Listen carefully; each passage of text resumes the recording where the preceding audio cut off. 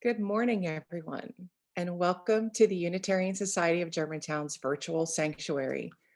We are glad you are joining us as we explore stories that will help us embrace our common humanity and discover new ways to connect. I am Jess Stanforth, your worship associate this morning. Our speaker today is intern minister Mrs. Latifa Griffin Rogers. A lot of technical work goes on behind the scenes of our services. Please see chat for our great acknowledgements to those who have this wonderful music and keep the service moving along so smoothly. We are making an effort to limit the length of our verbal announcements, so please do check out USG's publications for all that we offer, our website, newsletters, and the pre-service announcement slideshow, which starts at 9:50 on Sunday mornings. Here are some highlights. Please check chat for links and emails. If you or someone you know is in need, please reach out to our caring team. Our children and youth are enjoying the day off, and so is our wonderful Director of Spiritual Development, Ryan Hurd. A very happy birthday to you, Ryan. When the service ends, please remain in your seats for the annual membership meeting. You can add your applause for our award recipients and find out what happened this past year at USG. Members, friends, and first-time guests alike are invited to listen to a Black Lives of UU sermon today at 2 p.m. on Zoom, attend a mindfulness breathe session at 5 p.m. Tomorrow evening at 6:15, we offer the second session of a new program, Qigong with Margaret Knievy in the Grove. For info on all of these events and more, go to usguu.org and click on the News and Events tab.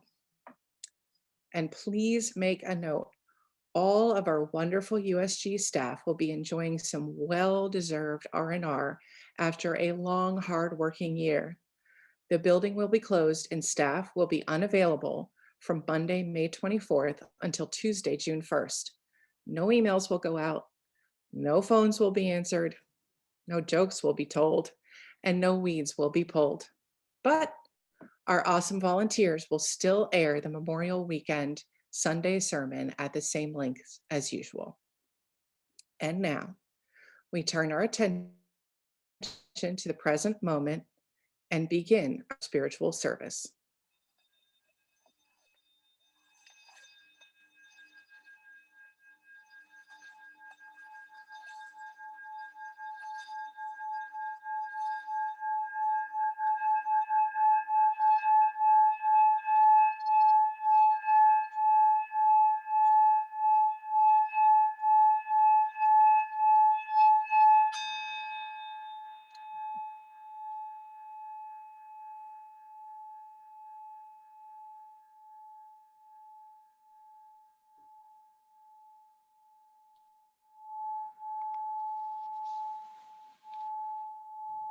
Come, you accidental pilgrims, you who find yourself on a journey of surprise and wonder.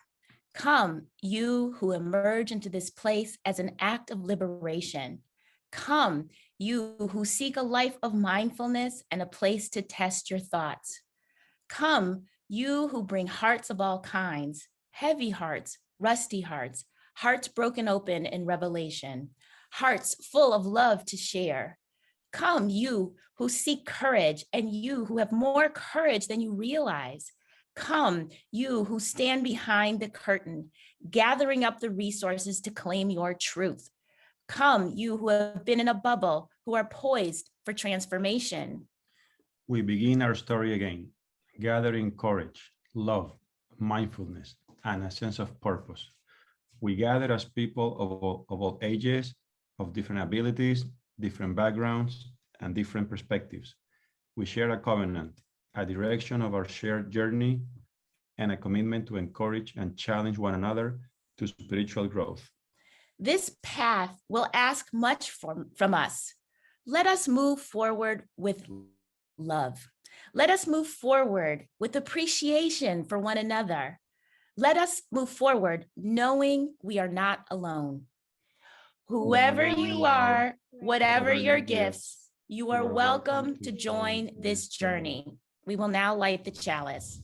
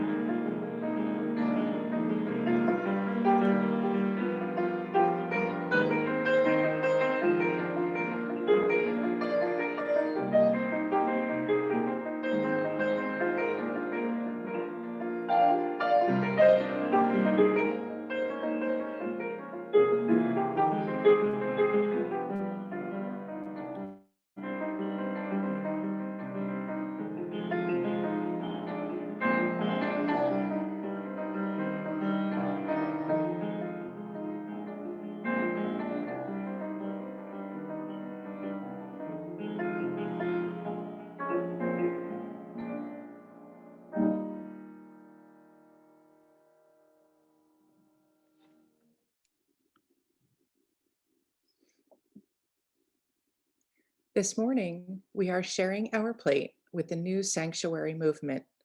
Here's a message from their co-founder and co-director, Peter Piedemonte.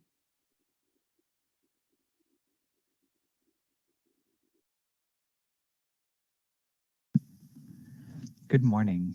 I'm so glad to be here with you all via video this morning because I really was looking forward to expressing our gratitude for all of you. Last year, you all made an amazing grant to our COVID emergency fund. In a time of crisis, you all showed up with abundance, with solidarity, with generosity, and moving toward justice. And that money went quickly to the homes of undocumented families in Philadelphia and the Collier counties that did not receive any stimulus or any benefits, and it's made such an impact. Together, we've been able to distribute around 500 checks to families across this area, and you helped us respond to crisis. Today, I'm here to ask you to support us transition that crisis into power, power that goes into our campaigns and working for structural change. So while we still are working to support people who are struggling during COVID, from that response, we have been able to engage new people to connect with community, to learn about issues, and to get engaged in campaigns. Maria, our accompaniment coordinator, even identified a group of 10 people that are starting to learn skills and take on more responsibility. Another piece during our COVID response was bringing together members of the Indonesian, Latinx, and Caribbean community together to work together to push the city to hear the needs and of the immigrant community during COVID. And we continue to build that space of Black-Brown solidarity as that group comes together again to fight for a pathway to citizenship. I hope you've all seen the call to write letters to our senators and your US representatives. And the campaign for licenses continues, is stronger than ever. We have groups working across the state, engaging both Democrats and Republicans to make sure we get this bill passed. Thanks to many of you all, we've been able to win all 3 sanctuary campaigns. It was a couple weeks ago that we was just overjoyed to help 1/8 and Clive move into their new home. And as I stood on that, it was a very sunny day on that street-lined street, I was remembering all the work we did together, from, secret missions with Pastor Kent to lots of meetings with Yvonne. And, obviously there's still work in that transition, but together we were able to make that happen. And I think what that makes me remember is that we only do this in community. And I'm so grateful to be in community with all of you and so grateful for your financial support. Thank you, and God bless.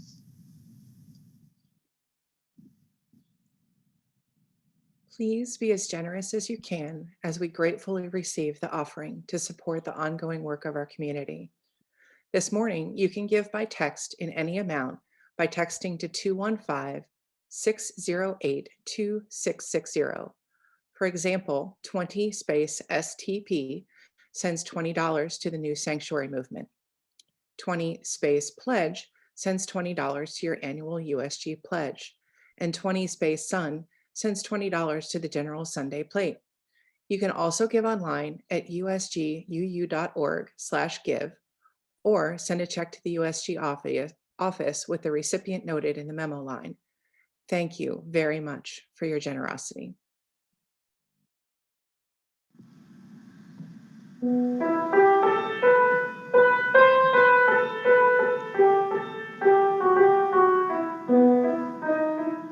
For each child that's born, a morning star rises and sings to the universe who we are. For each child that's born, a morning star rises and sings to the universe who we are. We are grandmother's prayers, and we are our grandfather's dreamings. We are the breath of our ancestors. We are the spirit of God. We are mothers of courage and fathers of time. We are daughters of dust and sons of great visions, sisters of mercy and brothers of love. We are mothers of life and the builders of nations. We're seekers of truth and keepers of faith. We are makers of peace and the wisdom of ages. We trumpets on the mountains of rises and seas. Our grandmother's dreams, for we trumpets on our grandmas, our ancestors sing. The Spirit of God, for each child that's born, a morning star rises and sings to the universe who we are. For each child that's born, a morning star rises and sings to the universe who we are.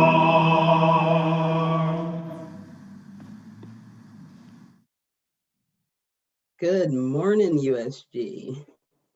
I'm Latifah Griffin Rogers, your intern minister, and we are at the portion of the service where we discuss our concerns of the community and world. It's also storytelling Sunday, so I have a story to share at the end of this.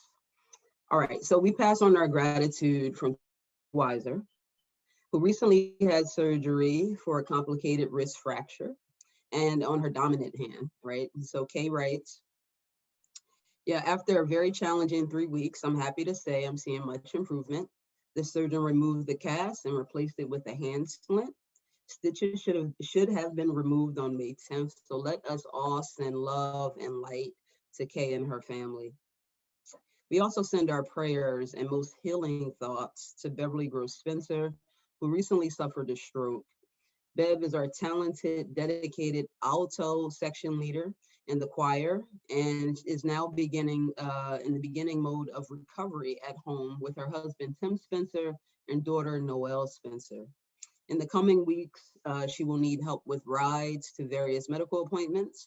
The caring team will keep track of anyone who offers rides. So please email us at caring@usguu.org if you are able and willing to help with rides in the coming week. The family lives about 10 minutes from USG. And so when a specific ride is needed, Beverly will find a volunteer from the list and she will do her thing. Cards to the home are welcome, but no emails at this time. So let us all send love and light to Beverly and her family. We have an update on Susan and Tom Smith. Susan and Tom are now both home after hospitalizations. Susan is very pleased with her recovery from receiving a new hip, and Tom is making a remarkable recovery after 2 weeks in the hospital with multiple surgeries and 4 weeks in rehab. So we are delighted with their progress. So the story I have to share, and the reason why it's in this concern of the community, is that I had an awful day yesterday. It began with my son throwing a snake on me. I am petrified of snakes. And we have a pet snake. I'm working on overcoming my fear. Well, he thought it was funny to sort of toss the snake in my direction. And I swear, I almost had a heart attack and died on the spot. The second concern is that later that day, I thought it would be nice to not punish my son for throwing a snake on me, but to still, continue with our day. So we were going to attend my nephew's birthday party, and we were involved in a hit and run. Everyone is okay physically. Mentally, I'm still a little shaken up, and my sons are as well. Last night was a little rough, but we are working through it. So we would actually appreciate your prayers and concern, and thoughts and loving energy sent our way as we recover from, that hit and run accident yesterday. So a funny story and then a bizarre story for me. So also, as we end here, the stories we hear on a daily basis via the news and social media can become overwhelming.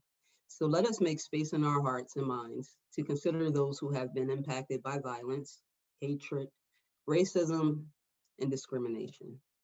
And at this point, let us make space in our hearts and minds for our prayer and meditation by Karen G. Johnston. It's titled The Constellation of Our Lives. Humans make maps of stars, choosing some stars, ignoring others, to project our imaginations onto the heavens. These maps shift over time across cultures, name change for the same assemblage of bright points. Humans make constellations by connecting stars. Humans make meaning by connecting stories. Story to story, to narrative to story. Some blaze bright, some are faint, but most are backdrops to the great and mundane human unfolding.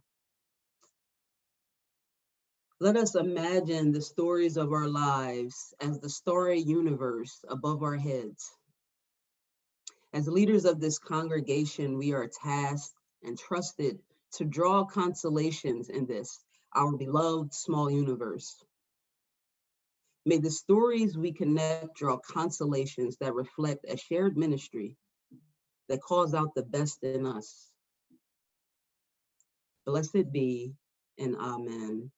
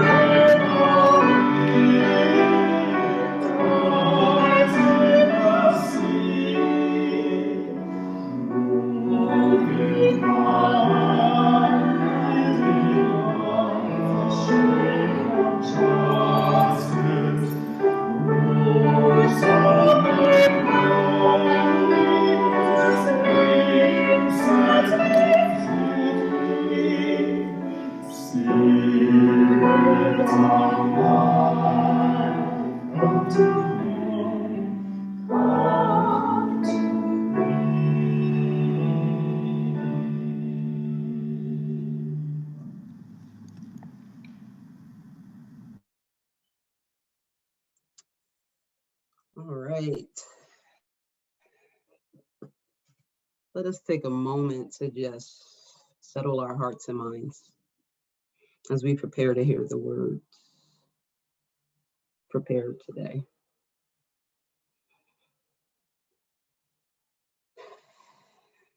Thank you. I heard a story this week told twice, and it's two different stories, but they have the same meaning. The first story I heard was at the graduation for Thomas Jefferson University. Some of you may know that I work at the university full-time as a counselor in the Student Counseling Center. Dr. Steve Klesko is the university's CEO. And during his portion of the graduation speech, he talked about his mentor, who at the age of 69 decided to retire from medicine and to live his life to do all the things he said that he would do, but hadn't done because of his busy career in medicine. Well, as luck would have it, 6 weeks into his retirement, this fella had a heart attack and subsequently died, having not lived the life that he intended to live post-retirement. Then I was talking to my father this past Thursday. That's pertinent because my father and I have a distant relationship and we don't talk often. But when we talk, it's very deep and enlightening, at least for me. My father's mother-in-law recently passed away. And so we're talking about the death of his loved one. And he also shared with me that his mother-in-law's brother passed away on May 7th, that Friday. And in the conversation, my father said, you know, this gentleman had just retired from General Motors. And he made a proclamation that he too would begin living his life post-retirement at the ripe young age of 65. And so the gentleman retired in the fall of 2020, and he passed away on May 7th, 2021, without fulfilling any of the things that he desired to fulfill in life. Now, it's stories like these that help bring life into perspective, right? During my time at USG, I've learned how to tell vulnerable stories through the modeling of Reverend Kent. He once told us that he's a shaky guy. I'm shaky too today after my experience yesterday. But he shared that before his growth, that being vulnerable was a hard topic for him. And for me, those words helped me to connect more deeply with the Rev. And brutally honest stories gets me all the time, actually. I guess that's why I do what I do professionally. So not only was I able to connect personally, I was able to connect spiritually because through that sermon, through Reverend Kent's story, I was able to become more enlightened spiritually, enlightened to my own vulnerabilities. Now, I know we all have them, but we don't always admit them. And we all have a story that brought us to this point today. And I do believe that there's many of us that have a lack of trust in the power of the words that are spoken from our tongues, right? I believe that the tongue has power, right? I also believe that you are in control of your own story, right? No one else can tell your story for you. No one else can create your story for you. No one else can write your story for you. But however, as a congregation, we can all be a part of each other's story. And I think that's a beautiful blessing. And that's spiritual in and of itself. I learn different things each time I'm in a breakout room with you all. And we learn different things in our small group ministries and our various meetings that we have. And we learn to connect spiritually with each other through community and through fellowship and through genuine conversations, right? How many of us today say that we're going to do something today, but if we put it off, but we often put it off until we have more time, right? More time.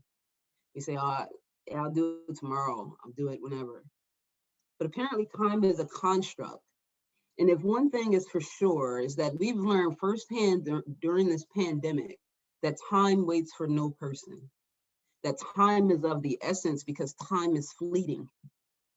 Therefore, we must live for today, right? If we're going to decide to start a new spiritual practice, we must do that today because tomorrow isn't promised. Absolutely nothing is promised except death, right? So we have to do what we can do to live our lives for the moment and to live for the present because we don't know what's going to happen post-retirement. We don't know what's going to happen tomorrow. We don't even know what's going to happen this evening. And we don't know what's going to happen the next hour. So what are we making plans for, right? Just in case.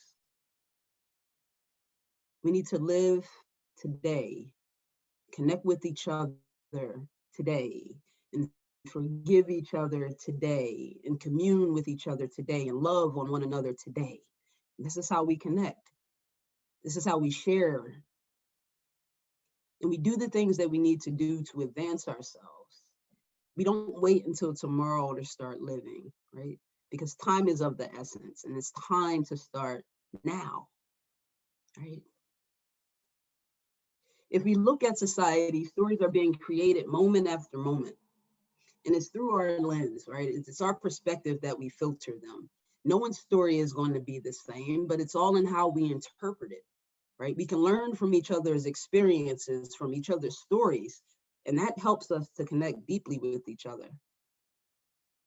For Reverend Kent, it was his sharing of his vulnerability with us that I recognized that it is something that I struggle with. I was able to latch on and begin to intentionally work on it, which is why I'm talking about it today. Reverend Kent's sharing became a part of my story as well, like a mosaic. What can I impart to you today that will become a part of your story? Perhaps it's helping you to understand what you want your story to be. You are in control of it, right? Hearing other people's stories is an invitation to connect with each other through honesty, through trust, through humility. We have family stories, personal stories, happy stories, sad stories, unbelievable stories, ordinary stories. We have stories we hide and pretend aren't our stories. And we hold them close to our hearts, right? We might think that our story lacks originality because it doesn't have the flair or intrigue that other stories have. That might be messy and confusing and tied up with any number of different strands of our lives, our culture, our heritage, maybe even our political attitudes, our social attitudes. Or we might be ashamed of our stories. Some of them may be unresolved with greediness, so we hide from them and tuck them away and pretend they weren't there, right? Story sharing is a way of opening up ourselves to the truth within, allowing ourselves to be fully seen and completely and honoring the sacred connection that can flow from sharing a piece of ourselves with others. The thing that moves us, the thing that causes us to action is the thing that connects us. It is our stories. What do you want your story to say about you if your life was secretly written down by someone else? What parts would you be embarrassed about? What parts would you be most proud of? What parts would you want omitted? We've done some things, but it's all a part of our story. And when we look at it, it's an illustration. It's like a mosaic. We can all be a part of each other. So blessed be, and amen.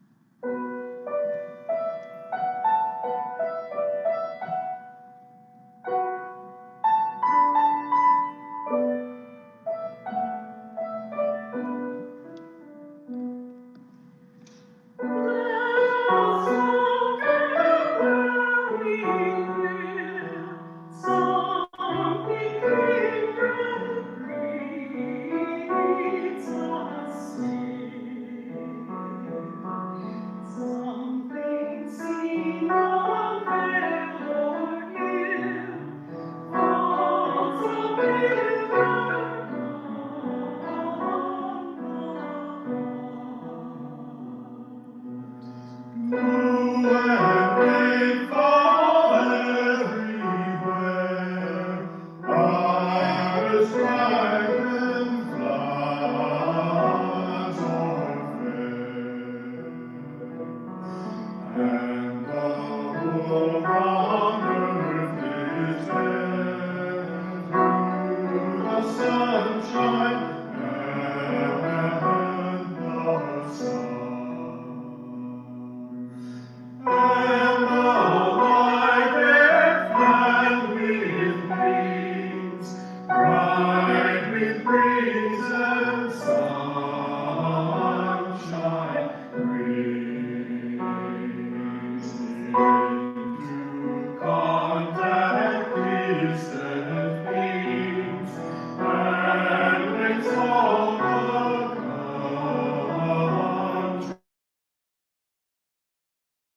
countries one.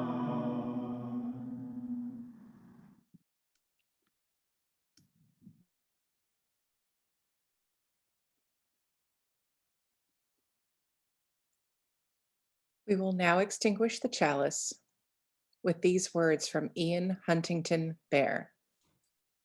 You are in the story of the world. You are the world coming to know itself. May you trust that all you will ever say or do belongs in the story of the world.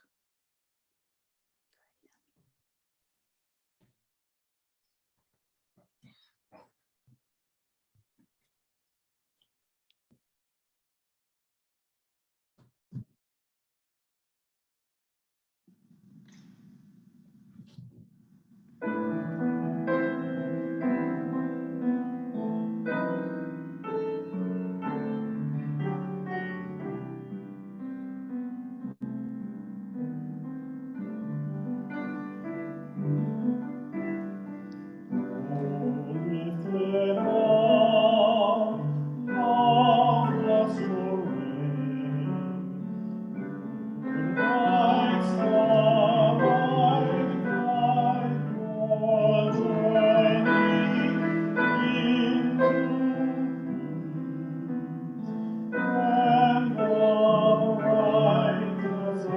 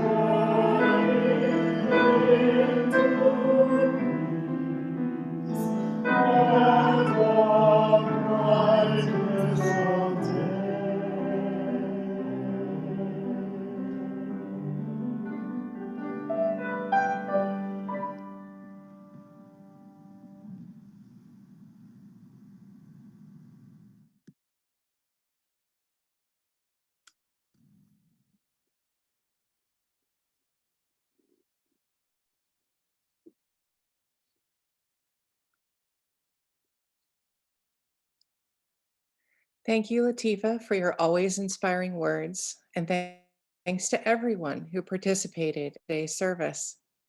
Our service is now ended. Bright blessings to you all as you move into your week to continue writing your story. Please note that we will not be hosting fellowship in breakout rooms today.